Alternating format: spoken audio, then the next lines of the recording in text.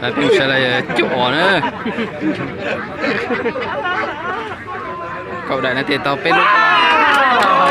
Thằng cả kia nữa.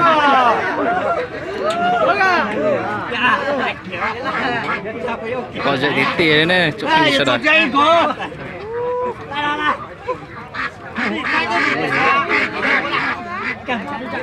Có dậy chập đấy đấy. Ô, số con nào mà tao lì tí tiền rồi.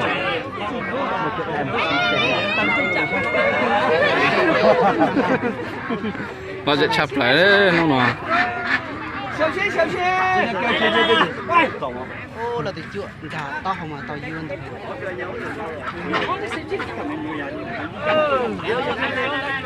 我说你这刮空壳喽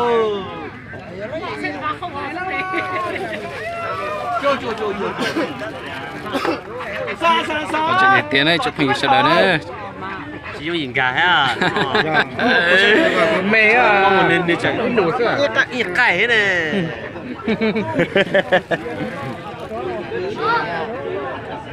Ôi, tao tiêu, tao nào mà, tao tiêu. Yo tham phá ra ít nè. Một in phá ra ít mà lấy tiền.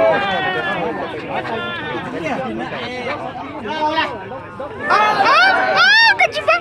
Nhỏ kìa, đó không mà tao đó. Tham phá kìa. 小心小心！ Tham phá tụi này ăn được còn chạy đi đó. Gà cái thuốc đó nè, gà kia nè, gà cái ót thuốc. ơ giờ chỉ cá đây Rồi mà phải có bóng mà đó. Mà kia.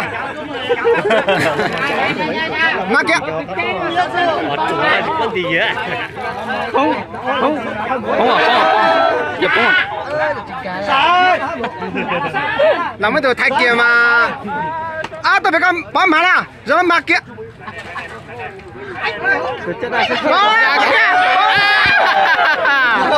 Không kia luôn. Tao đâu.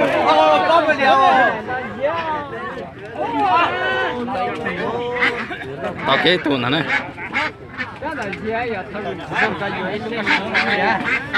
Ê, nhật ký ra chỉ cho tao tiền. Muốn thì có cái phát gì không?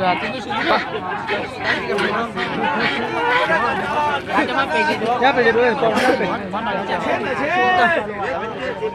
Bê. Hả? Lúc còn mà thể đánh. Nó có lọc cái nào thêm hả? Đi lú à, giờ cậu đã bê lú à? Chụp đến chưa?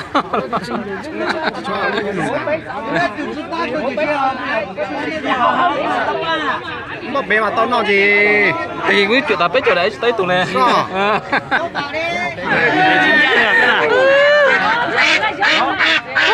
chưa đó. xe cùng mà nữa không phải tao cái tóc bó Gì? Tôi sắp bé à? Sắp bé tin gì đó? Sáng là tì hả ta? Bé tin sao à? sắp về chạy đua Sáng là giờ lò hiếu cậu ăn dây hả? tao bao giờ cái gì Xuống tàu ấy bể to hả? giờ tao tiện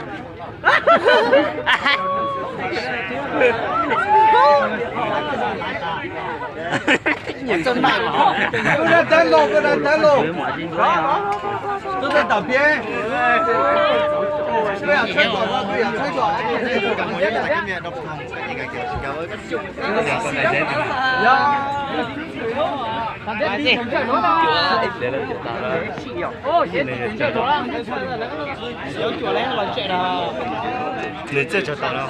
Có gì tiền đấy, chụp hình sẽ đợi này.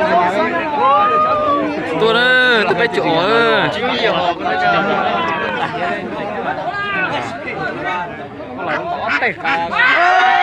Tao lo, tao. Trả cái tao.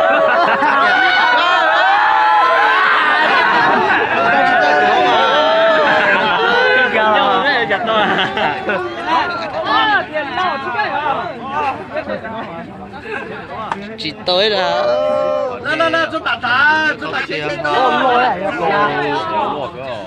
啥？在啥？ Chỗ này chân bụng nó nữa, chụp hình sẽ đợi. 反叫了，你听不懂？